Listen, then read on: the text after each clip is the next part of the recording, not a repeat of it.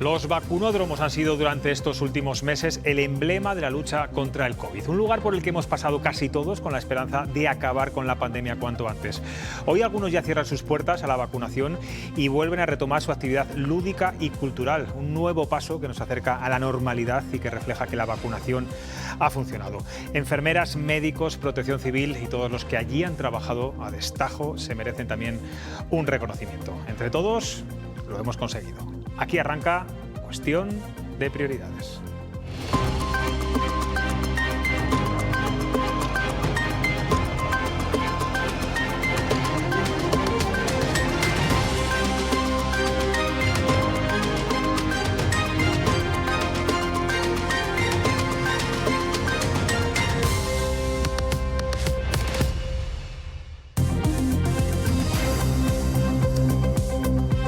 ¿Qué tal estaban? Buenas noches. En plena convención nacional del PP, la que fuera consejera de Hacienda, Pilar del Olmo, ha querido dejar su titular intentando dañar la imagen del PP de Valladolid con duras acusaciones y anunciando que no repetirá como candidata a las elecciones municipales. No sabemos si esto es un problema para los populares de esta provincia o todo lo contrario, se quitan uno de en medio.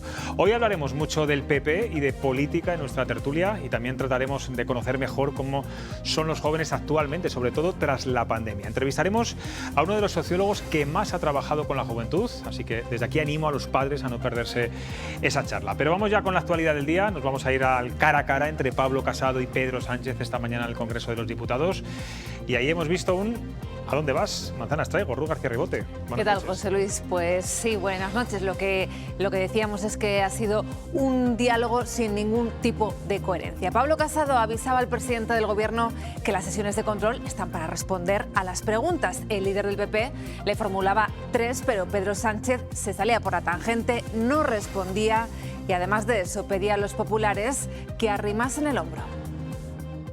¿Es usted la X del caso Gali? Y segunda pregunta, ¿ordenó usted falsear las previsiones económicas del INE para cuadrar a martillazos el presupuesto con Podemos? Y tercera pregunta, ¿va a cumplir su palabra para traer a Puigdemont a España? Creo que los españoles, sean de derechas, de izquierdas, de centro, del norte, del sur, de las islas o de la península, están hasta la coronilla de la bronca, de los insultos y de los gritos que ustedes prefieren en este Parlamento.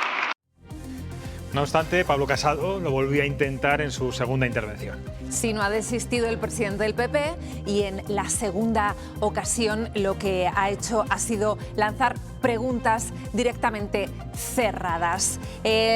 Las opciones eran sí o no. Pedro Sánchez ha hecho oídos sordos, ha dado la vuelta a la tortilla y al final ha respondido haciendo él otro interrogante a Pablo Casado. Se lo voy a volver a decir. ¿Autorizó usted la entrada de una persona perseguida por violación, genocidio y terrorismo a España? ¿Sí o no? ¿Ordenó falsear las cuentas públicas para cuadrar un presupuesto radical a martillazos? ¿Sí o no? ¿Va a presionar para que se juzgue en España a un golpista y a defender la justicia y a no indultarlo? ¿Sí o no? Y en este juego del sí o no voy a preguntarle, señoría, ¿ustedes están a favor, sí o no, de revalorizar las pensiones conforme al IPC? ¿Están ustedes a favor, sí o no, de validar en estas Cortes Generales el acuerdo de pensiones entre agentes sociales? Eso es lo que tienen que responder, porque eso es lo que se merecen los españoles. Bueno, hoy se ha celebrado la tercera jornada de la Convención Nacional del PP. La estrella invitada era el expresidente francés Sarkozy, pero la imagen del día no era esa, era otra, esa que vemos ahí. Es, podríamos decir, la imagen de una relativa unidad. Esperanza Aguirre sentada al lado de Pablo Casado tras las polémicas declaraciones de la expresidenta de Madrid hace unas semanas. Aguirre en una entrevista mostraba su apoyo a Ayuso para presidir el partido en la comunidad, pero se despachaba a gusto con quienes critican a la actual presidenta. Recordemos, les calificó como los niñatos de Génova. Bueno, pues parece que en esa convención han querido enterrar las tensiones internas en un día en el que han contado con la presencia del el expresidente de Francia, de Nicolas Sarkozy, ha reclamado la necesidad de combatir los separatismos en toda la Unión Europea y ha apoyado públicamente a Pablo Casado. Il y a 11 ans, la première fois où je l'ai vu à l'Élysée, je lui ai dit, toi un jour tu seras président du gouvernement espagnol. Dejamos la política nacional e internacional, descendemos a la municipal. Hoy la noticia en Castilla y León, la noticia política es que Pilar del Olmo ha anunciado que no va a presentarse a las elecciones municipales con el PP en Valladolid y lo ha hecho no sin antes atacar duramente a su partido. Eso es, a principios de esta semana Pilar del Olmo ya mostró su disgusto y malestar, reprochaba directamente a la dirección del partido provincial las críticas constantes hacia su trabajo y la falta de apoyo. Hoy ha ido un paso más allá y ha echado aún más leña al fuego. No repetirá candidatura, dice sentirse decepcionada. Yo, tal y como hoy está el partido en Valladolid y en estos momentos, aunque me ofreciera ser candidata, no lo iba a aceptar. Bueno, pues vamos a hablar de todos estos temas con los tertulianos de hoy, de esta mesa de debate. Sergio Castaño, ¿qué tal? ¿Cómo estás? Bienvenido. Pues muy bien, buenas noches. Monse Serrador, ¿todo bien? Todo bien, perfecto. Buenas A mi noches. derecha, Silvia González, buenas noches, bienvenida. Buenas noches. Y Óscar Sánchez. Buenas noches. Buenas noches. Bueno, os pregunto, empezamos, si os parece, por el Congreso de los Diputados, por ese cara a cara en esa sesión de control que hemos vivido esta mañana. ¿Qué os parece que el principal partido de la oposición pregunte 3 preguntas tan concretas al presidente del Gobierno y no sea capaz de responderlas? ¿De qué sirve entonces esas sesiones de control al Gobierno de los martes, los miércoles en este caso? Bueno, yo creo que estamos acostumbrados o nos estamos acostumbrando tristemente a este tipo de sesiones. Está siendo la tónica general en todas las últimas que hemos estado viendo y asistiendo. Ayer la presidenta del Congreso les dio un tirón de orejas a todos los diputados, les pidió decoro y respeto, que yo creo que nos merecemos todos los ciudadanos. Hoy hemos escuchado ese cara a cara, hemos visto esos momentos, esas preguntas sin respuestas, pero a mí lo que me falta son las preguntas que nos interesan a todos los ciudadanos. Yo ahí no he escuchado hablar del precio de la luz, tampoco de la inflación. O sea, yo creo que es importante. Yo no sé si estamos hasta la coronilla, pero yo creo que los ciudadanos un poco sí, o por lo menos yo hablo en primera persona. Estamos hasta la coronilla, pero el problema es que en España no se puede llegar a un gran acuerdo como se va a llegar una vez más, seguramente en Alemania, entre los dos grandes partidos. Porque en el momento que los dos grandes partidos iniciaron una aproximación, se hablaba del PP-PSOE. Y mucha gente decía es lo mismo, el PP y el PSOE. Y lo único que pueden hacer para mantener votos y que no se les vayan a partidos que vayan surgiendo, en este caso Ciudadanos ya está casi desaparecido, pero sí que se mantiene Vox, y en el lado de la izquierda se mantiene Podemos, es mantener esa crispación. Nunca voy a negociar contigo porque yo estoy en la oposición, yo te voy a demostrar la manera de poder solventar todos los problemas que tiene ahora España, que realmente no lo demuestran, porque lo único que entran es en descalificaciones y en ningún momento hay propuestas, porque dar propuestas a lo mejor sería dar pistas que pudieran resolver los problemas y tampoco se quiere hacer eso. Y al final vemos cómo semana tras semana se producen situaciones similares, descalificaciones, y hoy en día el Congreso de los Diputados es más un circo que un lugar donde realmente se estén resolviendo los problemas, y todo es por esa cuestión política. No sé, ¿tú estás notando, como redactora de política que eres, que la crispación política va en aumento en las últimas semanas? Sí, comentábamos hace un momento antes de entrar que tenemos la sensación incluso de estar en campaña electoral ya, y no estamos en pre-campaña. Luego habría que hablar de qué campaña, las autonómicas, las generales, pero tienes la sensación por el nivel de crispación, por el tono, por el debate, por las cuestiones de las que se habla, de que estamos en campaña, de que aquí todo el mundo va a posicionarse a vender su libro, literalmente, y que pintamos los ciudadanos en este caso. Hay quien estos días ya decía, ojo, el presidente de los empresarios de Castilla y León precisamente decía, ojo, porque los pequeños partidos, los partidos localistas, los populistas, pues van a empezar a tirar para arriba. Un refugio para muchos. Claro, hace 15 días creo que fue cuando anunciaron las plataformas de la España vaciada que se planteaban el presentarse a las elecciones. Pues a algún partido le puede hacer un buen roto, precisamente porque defienden lo que a la gente le puede interesar, lo que pasa en mi tierra y lo que me pasa a mí como ciudadano y como consumidor y como persona que tiene que salir adelante el día a día. Óscar, tú que has sido parlamentario durante muchos años, las preguntas de control, que la oposición haga preguntas muy concretas, que el presidente las escabulla, que no las conteste. Bueno, eso lo he visto muchas veces. Eso es parte del juego político, ¿no? Es bastante Tanto frecuente, como ¿no? hasta ahora, Óscar, yo creo que lo conoces bien. El tanto. Parlamento, la verdad es que suele ser un lugar en el que se escenifica la confrontación, y eso hasta cierto punto es normal. Lo que no es normal es que exista pues este clima, digamos, de crispación y sobre todo la imposibilidad de poder llegar a ningún tipo de acuerdo entre el partido del Gobierno y el principal partido de la oposición, que haya instituciones tan importantes como el Tribunal Constitucional o como el Consejo General del Poder Judicial que estén bloqueadas, que no se puedan renovar. Y esto yo creo que aquí hay un problema, que probablemente es un problema de todos los partidos políticos, pero que especialmente le afecta al PP. Es decir, el PP cuando está en la oposición no llega a ningún tipo de acuerdo de Estado con el partido del gobierno. ¿Estás de acuerdo? Pero desde el año 95 que se firmó el Pacto de Toledo no han vuelto a firmar un pacto de Estado. Y bueno, pues yo creo que es algo que hay que resolver. Es decir, no podemos estar en un país en el que no es posible llegar a acuerdos entre gobierno y oposición en ciertos asuntos que son considerados como asuntos de Estado. Y es que no hay muchas veces ni diálogo previo. Yo voy a poner un ejemplo. Mañana se van a reunir, va a haber un cara a cara, va a haber un debate entre Mariano Rajoy y Felipe González en La Toja. Bueno, eso parece impensable hoy en día entre Pedro Sánchez y Pablo Casado. ¿Hay que jubilarse de la política para poder hablar, para poder dialogar, para sentarse a hablar tranquilamente? Hombre, yo creo que jubilarse no, pero tener otro nivel sí. Quiero decir, son dos políticos al margen de ideologías y de incluso de partidos políticos que tienen un nivel y bueno, pues un saber defender sus planteamientos, una formación que igual pues hoy en día no lo tienen el resto. Quiero decir, estamos hablando de un nivel intelectual que yo creo que a veces se echa en falta. No digo que los demás no lleguen, pero sí que no lo demuestran.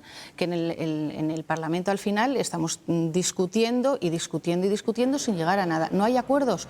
Claro que no hay acuerdos, pero es que tampoco nadie da su brazo a torcer, tampoco se sientan, se cuestionan determinadas cuestiones que afectan directamente al Estado, sin hacer un planteamiento un poco más aperturista. Entonces, cuando nadie cede ni de una parte ni de otra, pues va a ser imposible llegar a acuerdos. Y las miras que otros políticos en otros tiempos tenían iban mucho más allá. A mí me da la sensación de que se mira demasiado, o se mira solo en plan electoral. Yo creo que solo se mira en plan electoral. No estoy de acuerdo. Cuando uno deja de tener responsabilidades, habla sin ningún tipo de restricción y puede decir lo que quiera, porque no hay ninguna consecuencia. Pero ¿Cómo era Alfonso Guerra hace 30 años? ¿Era una persona de Estado?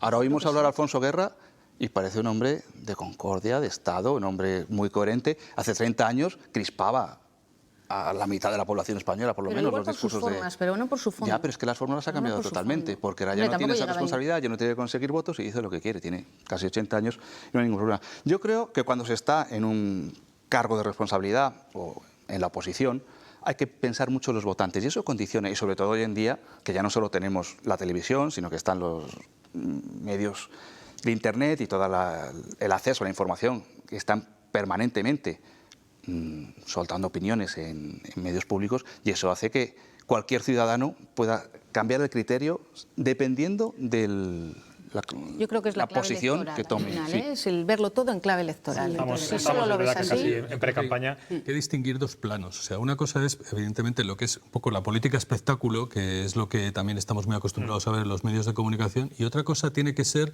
los pactos, los acuerdos, que normalmente se gestan de forma incluso discreta o secreta, pero que tienen que servir para que el Estado funcione. Permitidme, porque vamos a dejar de hablar de política nacional, porque en Valladolid también se ha abierto una crisis dentro del PP, o al menos entre Pilar del Olmo y Conrado Isca, que es el presidente del partido. La exconsejera venía ya avisando y hoy ha confirmado que no se presentará a las próximas elecciones, aunque quizá viendo que no iba a ser la candidata preferida adelantarse. Y lo hace en plena convención nacional del PP, seguramente para hacer aún más ruido. Esto decía sobre Conrado Iscar. Hombre, pues yo esperaba más de él. Ustedes saben que nosotros le apoyamos para que fuera presidente y habíamos tenido muchas conversaciones antes. Hombre, pues sí, en el fondo sí me siento decepcionada porque no ha habido un cambio a mejor. Monse, ¿se ha quitado del PP un problema al descartarse ella misma? Porque parecía que todo hacía indicar que no iba a ser la candidata. Tiene un problema gordo. No hacía falta que se descartase ella misma porque estaba descartada, eso es evidente. Lo que tiene el PP ahora es un problema muy gordo. Porque va a seguir como concejal en el Ayuntamiento durante 2 años. ¿Qué vas a vender tú en los próximos 2 años antes de las elecciones municipales, cuando tienes un grupo municipal que no funciona, que cada uno va por un lado y que sobre todo te está poniendo chinitas? Es que es imposible. Ella ha dicho que va a seguir para intentar que Óscar Puente no sea el alcalde. Pues Óscar Puente debe estar comiendo palomitas sentadas en su sofá tranquilamente, Claro, viendo cómo pasa el resto, porque es que no necesita hacer más. Yo creo que ahora mismo hay dos espectadores. Por un lado está el alcalde Óscar Puente, que además ha dicho que no va a hacer ningún tipo de comentario a las palabras de Pilar del Olmo, y yo luego he leído un tuit que me parece que es el otro que sale beneficiado, y es Vox. Vox ha dicho en un tuit que agradecía a Pilar del Olmo esas palabras contando lo que está ocurriendo en el Partido Popular, y que en Vox eso no pasa. O sea que de alguna manera también están frotándose las manos, y lo que hay que tener claro es que esto abre una brecha bastante importante en el Partido Popular de la provincia, y tienen 1 año y medio para rearmarse, darle forma a un candidato que pueda competir con Óscar Puente. Claro. Es verdad que desde un principio mucha gente del Partido Popular les acusaba de hacer una mala oposición, de ser un perfil bajo, de ir a rebufo de ciertas informaciones digitales muchas veces. ¿Creéis que eso ha sido así? ¿Que Pilar del Olmo no ha hecho una buena oposición? Es que por ahí iba a ir yo. Es decir, es que la oposición no le sienta bien a casi ningún partido. Yo creo que a ninguno, ¿no? Y cuando Pilar del Olmo desembarca junto con José Antonio de Santiago Juárez, que es un poco el inspirador de la operación, como todos sabemos, ellos vienen de gobernar en la Junta de Castilla y León. Y de repente piensan que van a arrasar al Ayuntamiento de Valladolid, y de repente se encuentran con que están en la oposición. Y eso es muy duro. Y la oposición municipal es especialmente dura, es muy exigente. Y se necesita tener un grupo cohesionado, y se necesita estar muy encima en el terreno, y eso es algo que a veces pues, se ha echado en falta en el Partido Popular. Y yo creo que en estos momentos pues, están preocupados, ven que bueno, pues el alcalde está consolidado, y probablemente pues, no hay nadie que quiera dar un paso al frente con un futuro incierto, probablemente a lo mejor para perder las elecciones, o por lo menos para estar en unas elecciones muy disputadas, y no es fácil. Y estas duras críticas, Monse, en estos momentos, Convención Nacional del PP incluida, ¿demuestran que Pilar del Olmo y su entorno nunca fueron gente de partido?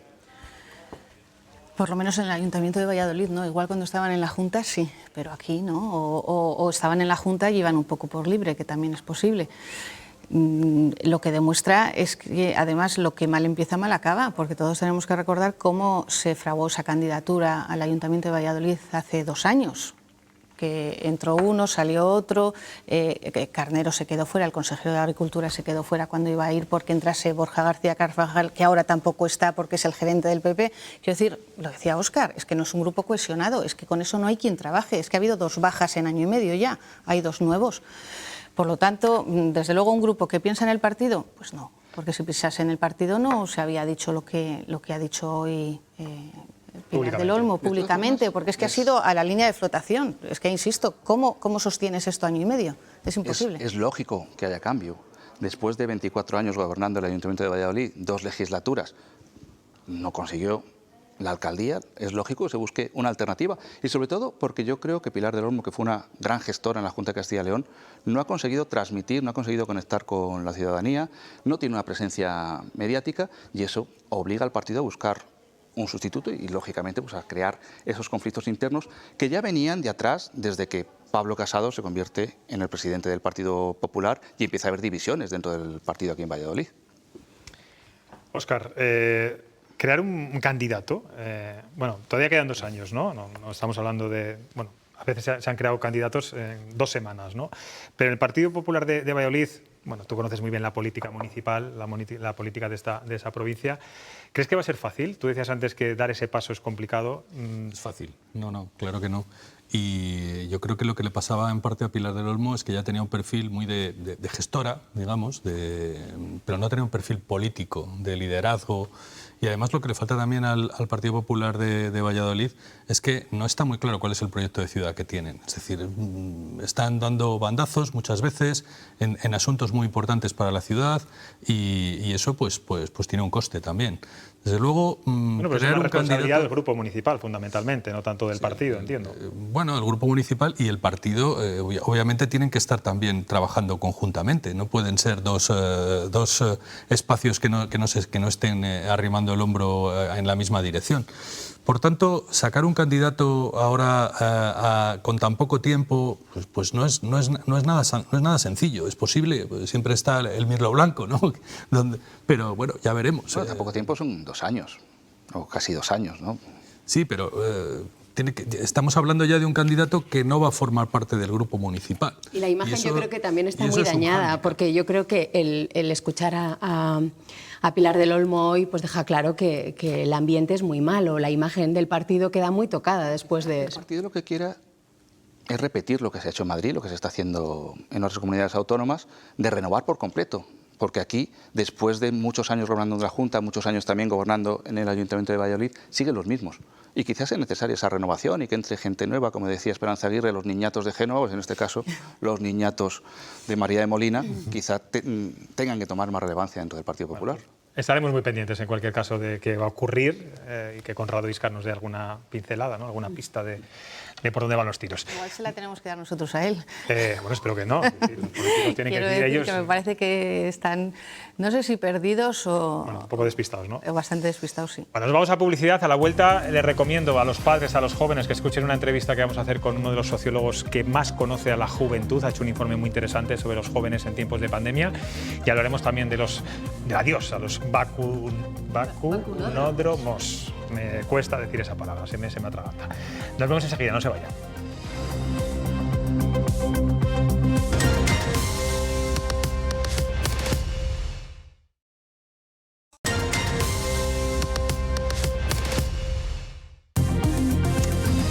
Seguimos en cuestión de prioridades, son las 21:56 de la noche. Hoy vamos a hablar de la juventud en tiempos de pandemia, de cómo han cambiado sus hábitos y de cómo ven el mundo las nuevas generaciones. Y para ello vamos a hablar con el sociólogo e investigador del Observatorio de la Juventud en Iberoamérica, Juan María González Anleo, uno de los autores del estudio Jóvenes Españoles 2021, Ser jóvenes en tiempos de pandemia, de la Fundación SM. Él además estudió en la Universidad Pontificia de Salamanca y es un experto en juventud. Nos escucha desde Madrid. Buenas noches. Buenas noches, ¿qué tal? Bueno, son muchas las conclusiones a las que llegan en este estudio sociológico tan exhaustivo, así que vamos a intentar abordar las más llamativas. Una de ellas es que en 2017 el 62% de los jóvenes consideraba que los amigos eran muy importantes en su vida. Este porcentaje desciende ahora al 49%, es decir, 13 puntos menos. Le pregunto, ¿están sustituyendo a sus amigos por las nuevas tecnologías? ¿La pandemia les ha hecho ser más antisociales? No estoy seguro de si es una cuestión de sustitución. Es más bien una cuestión de que, a ver, sobre esto hay hipótesis y yo tengo las mías propias y las he contrastado. Y básicamente yo creo que es una cuestión de que se sienten más solos. No es solamente en una cuestión de la pandemia, se sienten más solos por estar rodeados, esto es una cosa que hemos visto muchísimas veces, lo vemos todos, estar rodeados de amigos suyos y todos estar con el móvil al mismo tiempo sin hacerse caso los unos a los otros. Pero es que luego está la otra cara de la moneda, creo yo, que es, bueno, esto lo he contrastado con mis sobrinos que tienen móviles y que están todo el día con los móviles, tienen 14, 15 años y... Y también ves como tu mejor amigo, que tú acabas de ver y sabes lo que ha hecho hace 5 minutos, sube a Instagram o sube a TikTok una historia que no tiene nada que ver con ello. Entonces, básicamente dices, pero vamos a ver, ¿este tío de qué va? ¿Por qué farda tanto? ¿O por qué va tan de guay? ¿Vale? Entonces, en la combinación de ambas cosas, no solamente es que bajen de importancia los amigos, esto hay que tenerlo en cuenta. También es una cuestión de que se confía menos en ellos. Se considera que cuando se les pregunta cómo sois los jóvenes, la pregunta de leales en la amistad ha bajado muchísimo en los últimos años, y también cuando se les pregunta cuáles son las fuentes fundamentales de ideas madre en tu vida, citan mucho menos a los amigos, y esto creo que es muy preocupante. Juan, uno de los temas que más preocupan ahora a los padres, lo hablábamos antes aquí con las compañeras, son los botellones, los macrobotellones en algunos casos, sobre todo en esta pandemia. Estamos viendo actos violentos en algunos de ellos y sobre todo mucho alcohol. ¿Es posible acabar con la cultura del botellón y que el consumo de alcohol deje de ser la primera opción de diversión para muchos de ellos?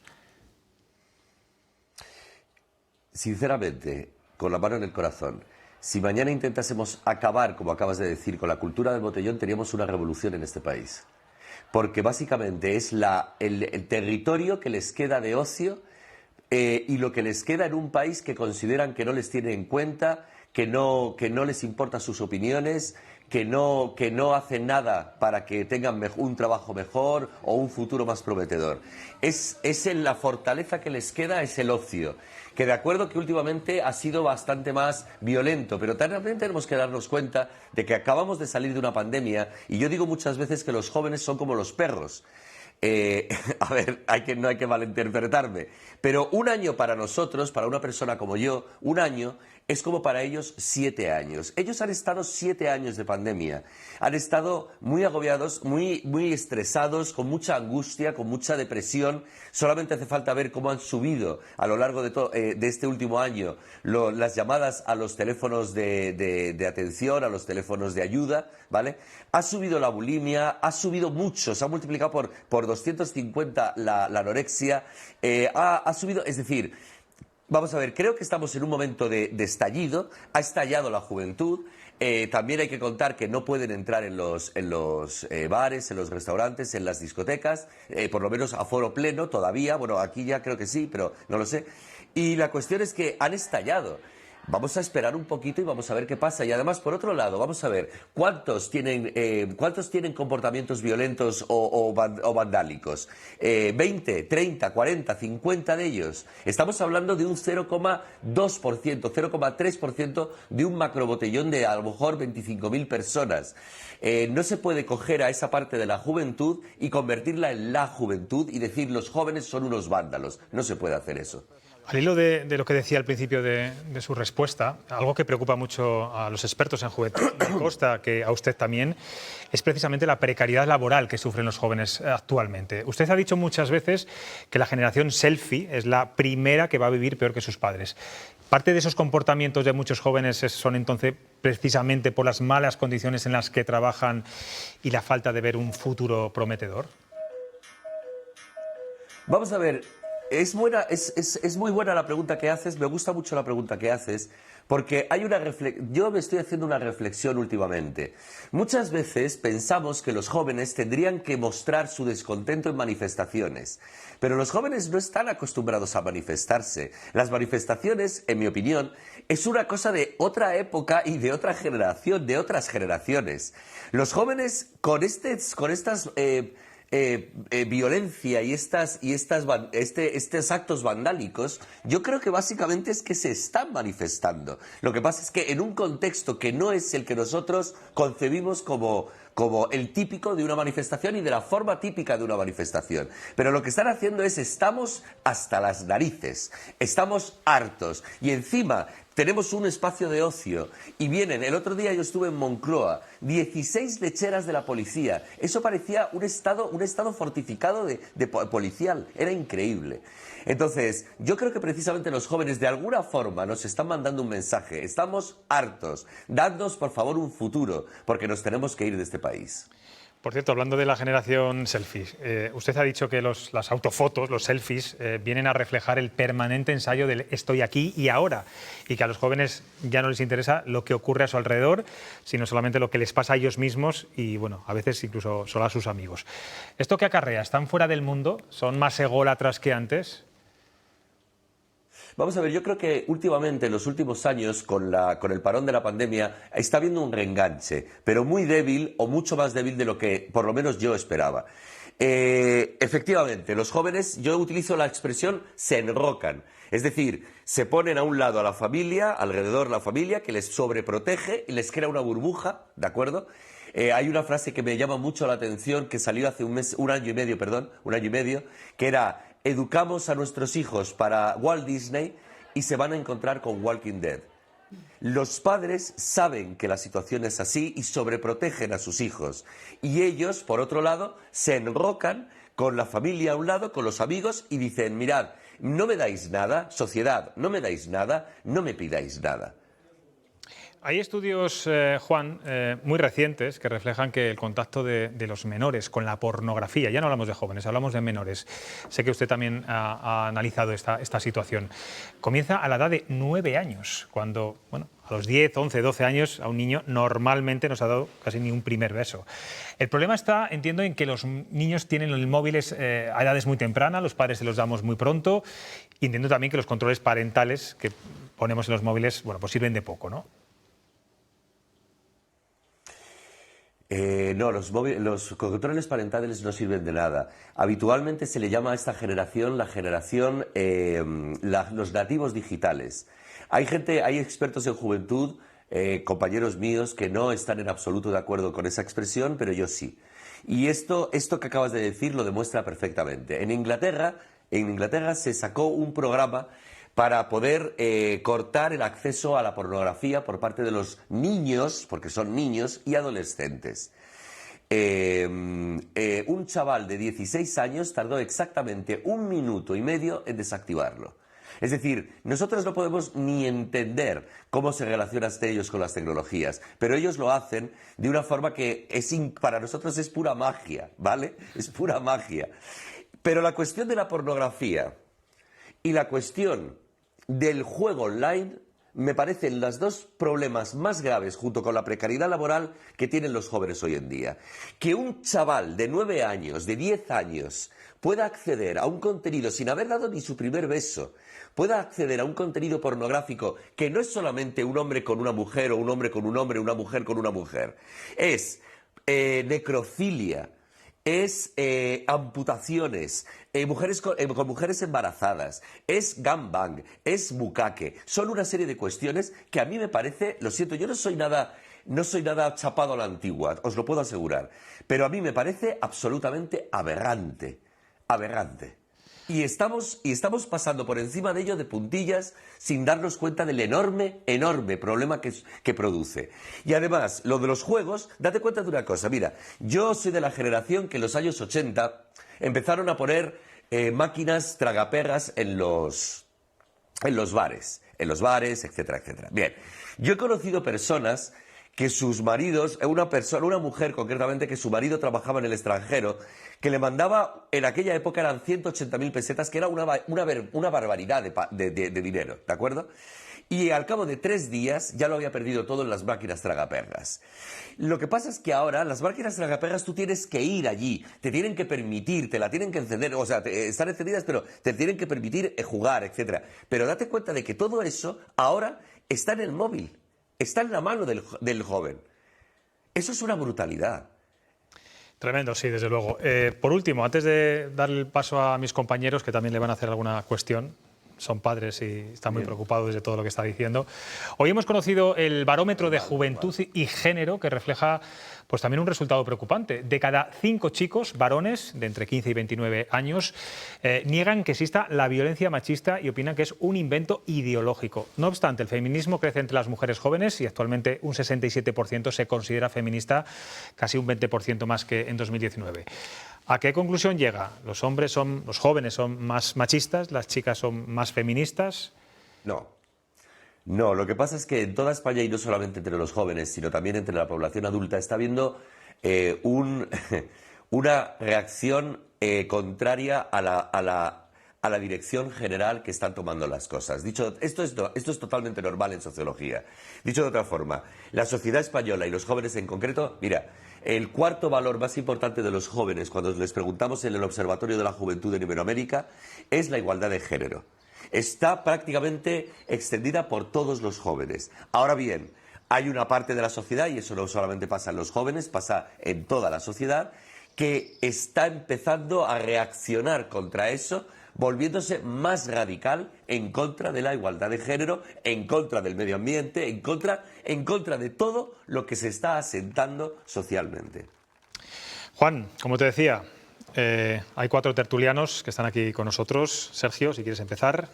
Pues sí, a mí me llama mucho la atención cómo generalizamos. Hablamos de los jóvenes, hablamos de los ninis.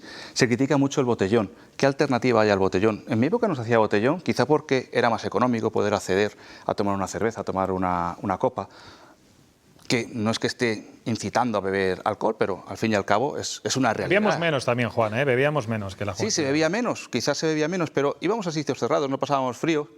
Y poco a poco pues esto ha ido cambiando. Si hubiera una alternativa de ocio, pues quizá se acabaría con el botellón, pero esa alternativa de ocio es tan cara que un joven no se la puede permitir. Y luego, cuando hablamos de los jóvenes, como decía antes, generalizando, dentro de los jóvenes hay jóvenes muy responsables, deportistas, estudiantes, otros que no lo son. Pero durante todos estos meses hemos visto imágenes permanentemente condenando, y en tal ciudad 100 jóvenes sin mascarilla bebiendo, y eso eran todos los días de 3 o 4 ciudades las mismas imágenes. Y mi pregunta es, ¿por qué generalizamos y por qué no focalizamos realmente el problema? Porque si hay 100 jóvenes bebiendo sin mascarilla, el problema serán esos 100 jóvenes, pero quizá hay otros 100 jóvenes que están en su casa. Y yo pienso además, si a mí la pandemia, en vez de pasarla con la edad que tengo, lo hubiera pasado con 19 años, que encima no existía Internet, que al fin y al cabo Internet puede ser un refugio, creo que mi salud mental se habría visto bastante dañada. Juan. ¿Por qué generalizamos? Porque es la forma más fácil de saber, de creer que se saben las cosas. Vamos a ver, yo como experto en juventud, a ver, a fin de cuentas llevo 20 años dedicándome a este tema, pero es que me da un poco de vergüenza decir soy un experto en juventud, pero bueno, realmente lo soy, he escrito muchísimas cosas sobre jóvenes. Nuestro estudio se llama Jóvenes Españoles y precisamente lo que hacemos es disgregar por sexo, por edad, por religión, por etcétera, etcétera. Pero generalmente, mira, igual que por ejemplo cuando queremos explicar un fenómeno social, yo cuando hablo con la gente siempre dice, esto se debe a esto. Y dices, hombre, un momento, habrá más factores, ¿no? Porque un fenómeno social no se explica por 1, ni por 2, ni por 3 factores, habitualmente por más. Generalizar con los jóvenes, en primer lugar, es una forma de un prejuicio, ¿de acuerdo? Nos es muy fácil pensar que los jóvenes solamente salen de botellón y no hacen absolutamente nada más que beber. Pero de todas formas tengo que decirte una cosa sobre lo que has comentado de tu época y la mía probablemente también, pero bueno, no lo sé. La cuestión es que es muy fácil generalizar porque se cree que se conoce algo cuando realmente no se conoce. Yo lo he encontrado muchísimas veces con personas que creen que pueden con una sola palabra describir lo que son los jóvenes y digo, hombre, no, por favor, que llevo escritas miles de páginas sobre este fenómeno, disgregando, cogiendo variables, etcétera. De todas formas, también tengo que decir una cosa sobre lo de que en tu época, igual que en la mía, bebíamos más en los bares, etcétera. Los jóvenes tienen hoy muy poco dinero, a diferencia de Alemania, Francia, Suiza, países que yo conozco bastante bien, no tienen mini-jobs, pequeños trabajitos en los que sacarse algo de dinero. Y lo que hacen es, además, en nuestra época se salía una vez por semana, a lo mejor 2. Tú decías, ¿salgo el sábado o salgo el viernes? Bueno, pues claro, a lo mejor hasta salías el sábado y el viernes. Pero date cuenta de que hoy, con el poco dinero que tienen, que es el que le dan sus padres, tienen que salir jueves, viernes, sábado y muchas veces incluso domingo. Tienen que estirar como un chicle el poco dinero que tienen. Y entonces el botellón les es mucho más rentable. A ver, si tú te quieres no emborrachar, pero coger un pedito guapo, como dicen ellos, te tienes que tomar cuatro bebidas. 4 bebidas en una discoteca probablemente ya es la mitad de lo que te dan tus padres para un mes. Esto hay que tenerlo en cuenta, ¿eh? En nuestra época esto no era así. Monse Serrador, que tiene hijos adolescentes, pregunta lo que quiera. Sí, Juan, buenas noches. A mí me ha sorprendido mucho el comentario tuyo de que un año de pandemia son 7 años para un adolescente. Me parece tremendo. Entonces yo te quería preguntar, primero, si estos adolescentes nuestros que han vivido año y medio de pandemia, de alguna forma lo van a arrastrar. Puede tener algún efecto, algún estigma. Si de alguna forma, bueno, pues ese año y medio, casi 2 años que llevamos de pandemia, en un futuro pueden sentir que algo se han perdido o que algo les falta. Y otra pregunta muy rápida, un poco en función de todo lo que estamos viendo, de ese barómetro que hemos conocido hoy, y ya sé que es generalizar, pero en general, ¿se puede decir que nuestros jóvenes hoy en día o nuestros adolescentes son mejores o peores que antes? Porque claro, cuando vemos el botellón, el acceso a la pornografía, vemos todas esas cosas que son cosas que podemos pensar que de una u otra forma antes no se producían. ¿Nos estamos encontrando o nos vamos a encontrar con una generación peor de las que ha habido en Mira, años te voy a ser sincero. Yo tengo, por supuesto, mis opiniones sobre cómo son los jóvenes hoy, pero sinceramente yo como sociólogo no te voy a decir si son mejores o peores. Además que en mi opinión, sería muy irresponsable por mi parte decir son peores o mejores. Yo lo que creo es que son dignos hijos de sus padres. Eso sí que es lo que creo. Dicho de otra forma, llevamos arrastrando ciertos problemas juveniles desde mi generación e incluso desde generaciones anteriores. Por ejemplo, la obsesión con el alcohol. A ver, no es nuevo. Las borracheras no son nuevas. Yo cuando tenía 20 años, yo no, porque a mí no me gusta mucho el alcohol, pero mis compañeros se cogían unas borracheras espectaculares. Y cuando yo pregunto en clase, porque yo creo que una de las formas de conseguir que tus hijos beban menos o que tus hijos salgan menos o se obsesionen menos con la cuestión de salir y la cuestión de emborracharse, es dándole opciones de ocio más ricas, más, no sé, más ricas, más interesantes. Por ejemplo, la lectura, por ejemplo, salir a exposiciones, el arte, el cine, etcétera, etcétera. Esto no es nuevo. Yo lo hablaba el otro día con una amiga mía. Yo le decía, es que, de verdad, los jóvenes hoy no leen. Y me decía, pero un momento, Juan, pero un momento, ¿cuántos de los que estábamos en el colegio leíamos? Pero tío, ¿es que te has olvidado de eso? Y yo decía, pues es verdad. Entonces, fíjate que yo, por supuesto, experto en juventud, hay cosas incluso que muchas veces me chocan en la cara y no me doy cuenta. Hay muchos problemas que vamos arrastrando. Lo de mejor o peor, no lo sé, yo no puedo decir eso. Yo tengo mi opinión, pero bueno, no creo que sea pertinente aquí. Bueno, Silvia.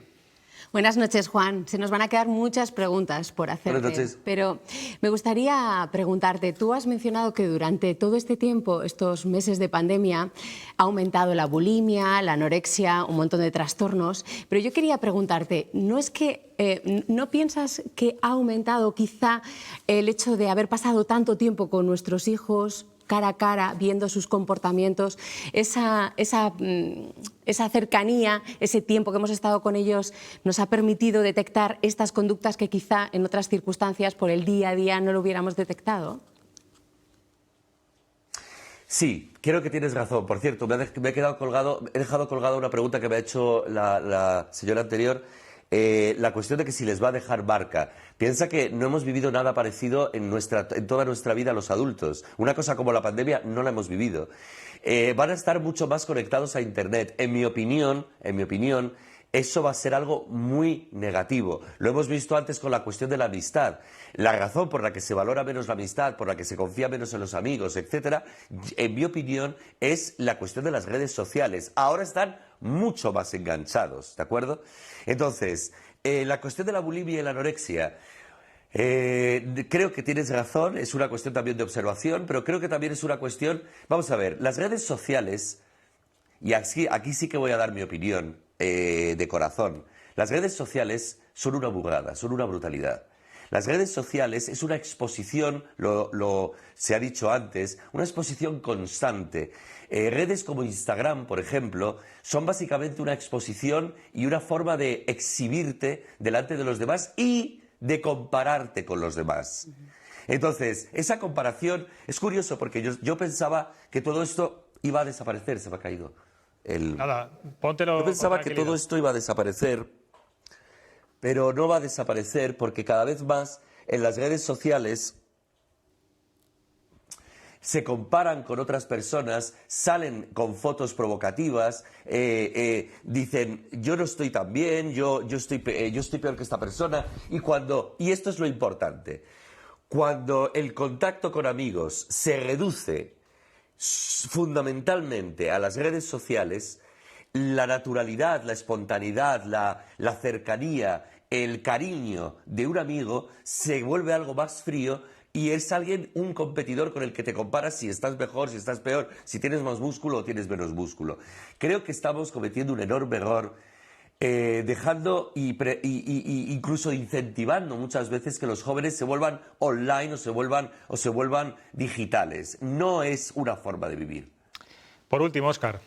Buenas noches. Bueno, algunos de los temas que se han tratado, como por ejemplo el tema de la exposición temprana a la pornografía o las actitudes de los jóvenes respecto al género, la verdad es que cuando pensamos en posibles soluciones siempre surge la educación como la gran solución, ¿no? Por ejemplo, para darles a los jóvenes una visión de la sexualidad que no sea la visión distorsionada que tiene la pornografía. Entonces yo lo que quería preguntar es ¿cómo cree que es la educación sexual en España o cómo cree que es la educación, por ejemplo, en materias como la igualdad de género? ¿Qué educación sexual? Perdona, no, es que en España no hay educación sexual, perdóname, es que, vamos a ver, nos estamos matando con los programas educativos desde hace 20, 30 años, pero en este país la educación sexual consiste en ponerse un preservativo o no ponerse un preservativo.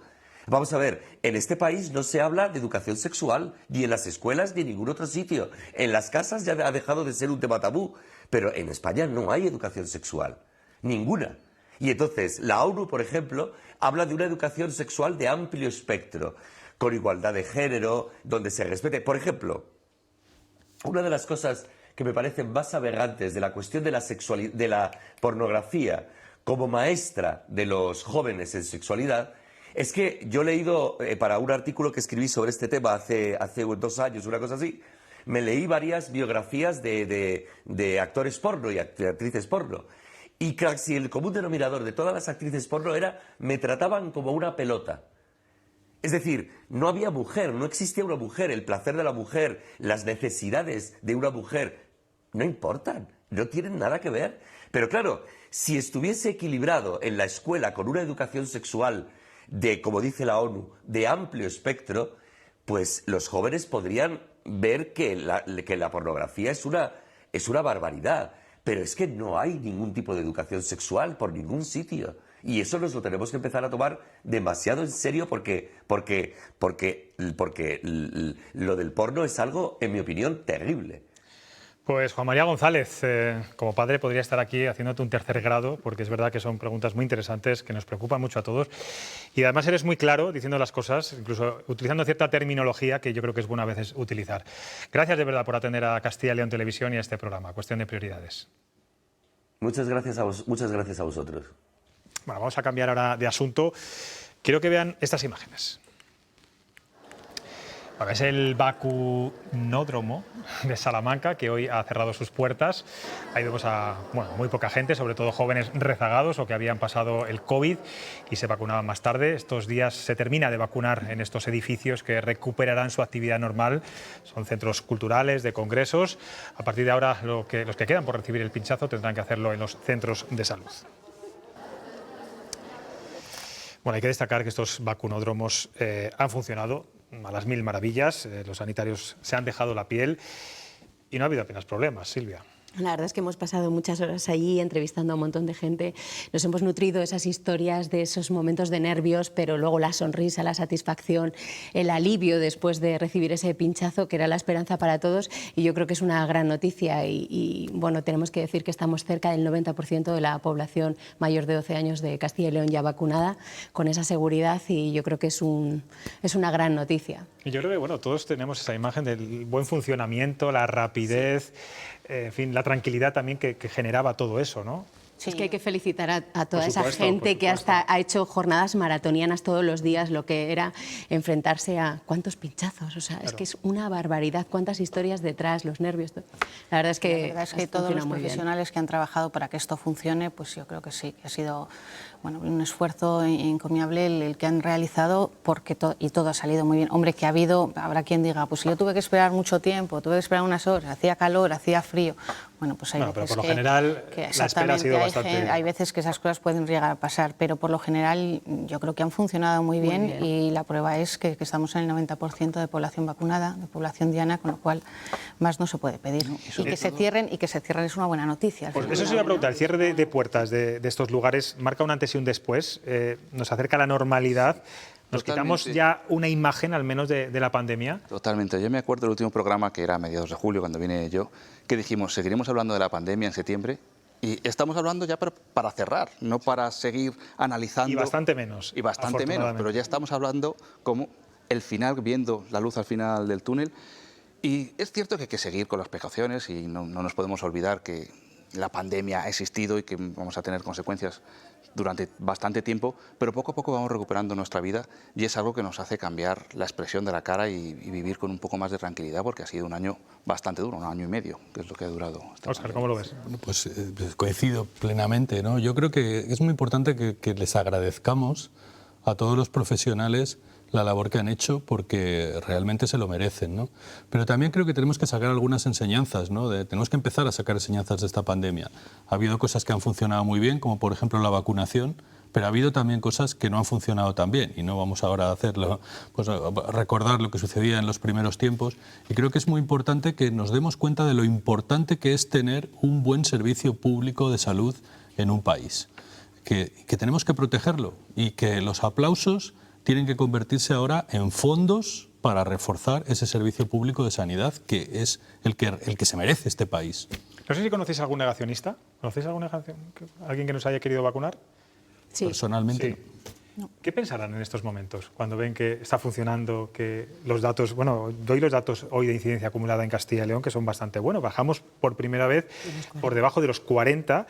Ya saben que cuando se baje de los 25 a 14 días de incidencia acumulada por cada 100.000 habitantes, llegaríamos ya a esa nueva normalidad. Zamora, capital, ya está en esa nueva normalidad y Valladolid es la siguiente ciudad que va casi en camino. ¿Qué pensarán estos negacionistas que se han obcecado en no vacunarse?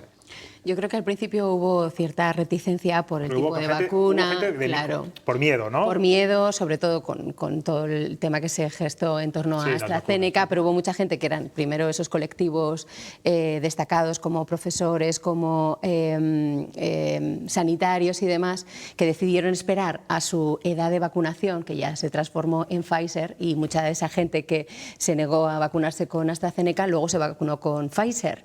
Pero sí, yo conozco a gente y sigue convencida de que detrás hay un complot. Además, normalmente es gente que es negacionista no solo para esa vacuna, sino para otras muchas. Hay que tener en cuenta que hay gente que vive en burbujas, claro, que solamente reciben información de personas que están en esa misma burbuja. Claro, eso se con ideas viven en burbujas, pero tienen padres, tienen hijos, tienen amigos, tienen familia. Son burbujas de aquella Es normal que al principio pues, todos pudiéramos dudar qué era esto, porque realmente no sabíamos a qué nos enfrentábamos, pero según fue evolucionando y vimos cómo la pandemia era una realidad, que nadie se lo había inventado, pues muchos negacionistas fueron cambiando y sí quedan esos más radicales. Todavía el otro día en la Plaza de Colón de Madrid, hace 3 semanas, estaba un acto de negacionistas, no con mucha gente, pero sí tratando de hacer bastante ruido, pero ya nada que ver con los actos de negacionistas del mes de mayo del 2020. Hay que descartar la estupidez, que es existe, la estupidez también existe. Y dura, ¿no? Sí. Bueno, afortunadamente estamos hablando de algo muy residual.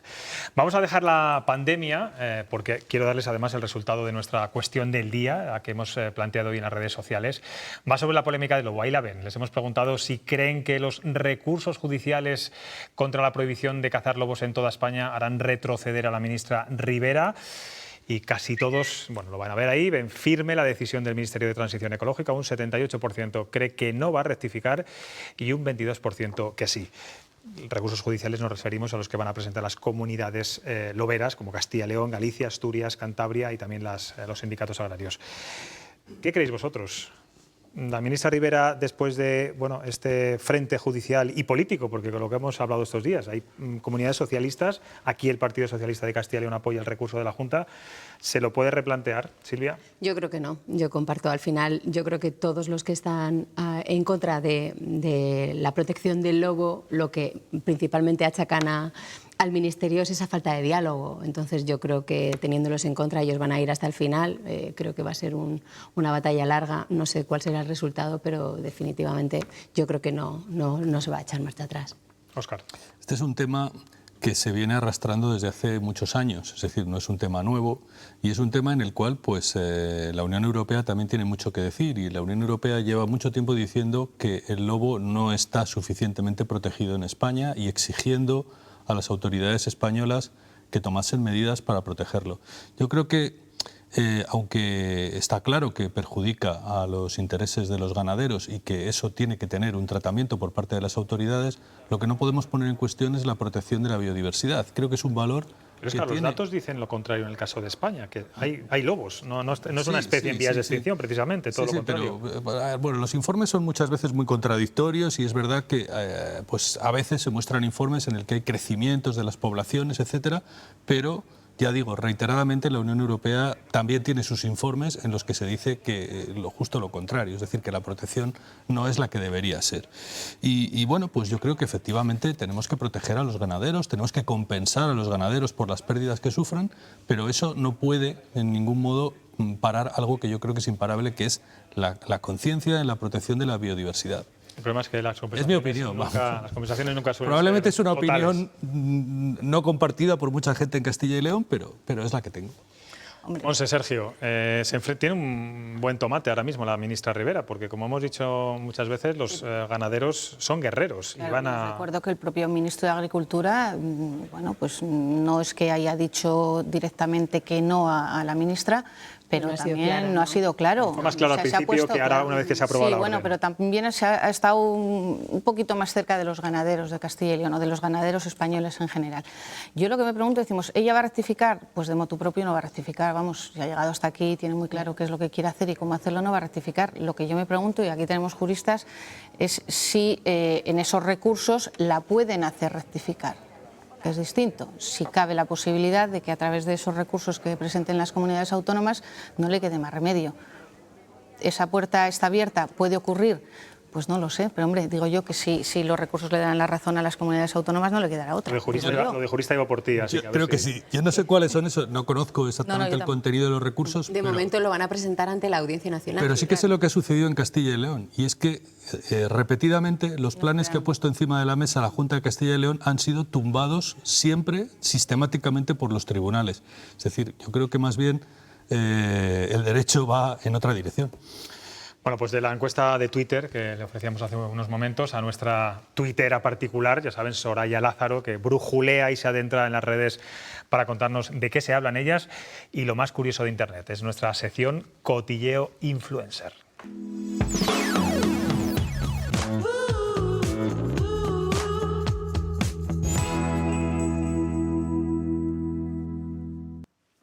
Muy buenas noches, José Luis. Hoy es el Día Internacional de Concienciación sobre la pérdida y el desperdicio de alimentos. Toma ahí. Y si eres como yo, que todo se te caduca o se te pone malo, yo te vengo a traer algunos consejos que a mí me funcionan. Primer consejo, las zanahorias, para que no se te pongan malas. Cortamos el tallito, la pelamos, la metemos en un bote con agua y cuando las saques como si las hubieras cogido del huerto. Segundo consejo, los plátanos. Esa gente que os los coméis pasadísimos, ¿qué os pasa? Es que no puedo ni tocarlos. Solución, separamos los plátanos, le ponemos plástico aquí y te durarán mucho más. ¿Por qué? Pues no sé, no me lo preguntéis, vosotros hacerlo. Tercer consejo, el aguacate, para que no se oxide. Le echamos un chorrito de limón, o bien lo metemos en un recipiente con agua y lo tapamos, y te aguantará muchísimo más. Cuarto consejo, los arándanos. No tengo, pero os pongo una foto. Enjuágalos en vinagre para que no les salga moho. ¿Cómo van a saber luego? Pues no sé, lo haces y me lo cuentas. Yo paso. Y la solución de mi vida, cocina y congela. Todo al congelador, ahí no se pone malo. Bueno, lo dicho, voy a bichear a ver qué más consejos encuentro, o noticias virales, y la semana que viene os las cuento. ¡Mua!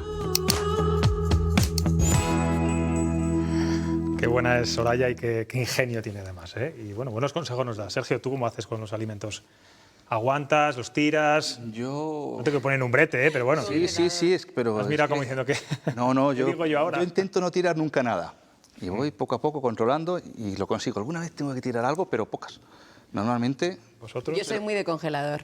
Pero me apunto lo de las zanahorias. Bueno, y también lo de los plátanos. Ese medio limón que todos tenemos ahí en el frigorífico. Siempre está ahí. Que está siempre ahí, ¿no? Y lo de los aguacates también muy curioso. Bueno, pues sirve para esos trucos sí que los conocía, algunos de ellos. ¿Sí? Qué bueno. Bueno, pues de nuestra joven influencer a nuestro maduro Calixto Albricias, el desatascador de noticias.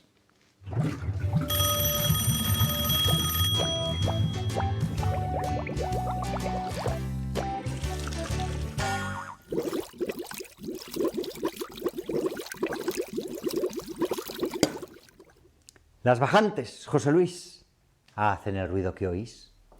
La Confederación Hidrográfica del Duero ha prohibido la plantación de chopos en las orillas de los ríos. 5.000 hectáreas de chopos se pueden perder en Castilla y León, con lo cual habrá pérdidas de 23 millones de euros, 1.200 puestos de trabajo y algo que no se puede cuantificar. Los colores del otoño. ¿Cómo va a ser el otoño en nuestros ríos sin chopos en las riberas? Ya fluye la actualidad en nuestra comunidad. Qué razón tiene, ¿eh? Qué bonitos son los colores del otoño cuando ves los chopos ahí cerca de las riberas de los ríos. No sé si controláis el tema. Es la única confederación que prohíbe la plantación de nuevos chopos.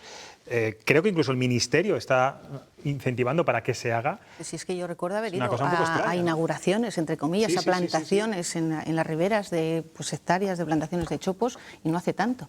Ya. Es el olor a río. Sí. Sí, es verdad que un argumento de la Confederación es que, bueno, luego cuando hay, bueno, pues viene mucha agua, que a veces los chopos obstaculizan el río, bueno, lo vemos muchas veces en nuestros cauces. Quizá habría que trabajar más en limpiar. Que haga lo que tiene que hacer y buena limpieza, ¿no? los ríos, buena limpieza. efectivamente. Bueno, pues nada, al final hasta las cosas de broma sacamos un tema serio, ¿eh? Sergio Castaño, gracias por estar en Cuestión de Prioridades. Monse, te voy a llamar joven, porque creo que antes cuando ha dicho nuestro entrevistado señora, se ha levantado como de la silla, ¿no? Pues la joven Monse Serrador, eso te gracias. ha salvado, ¿eh? Gracias. También muy joven, Silvia, gracias. Gracias, buenas noches. Y bueno, lo de Óscar ya es la plena juventud. Por supuesto. Bueno, y a ustedes les deseo iba a decir casi ya, en fin, bueno, les deseo que nos vean mañana, por supuesto, a las 9:30, como siempre, en Cuestión de Prioridades. Hasta mañana, adiós.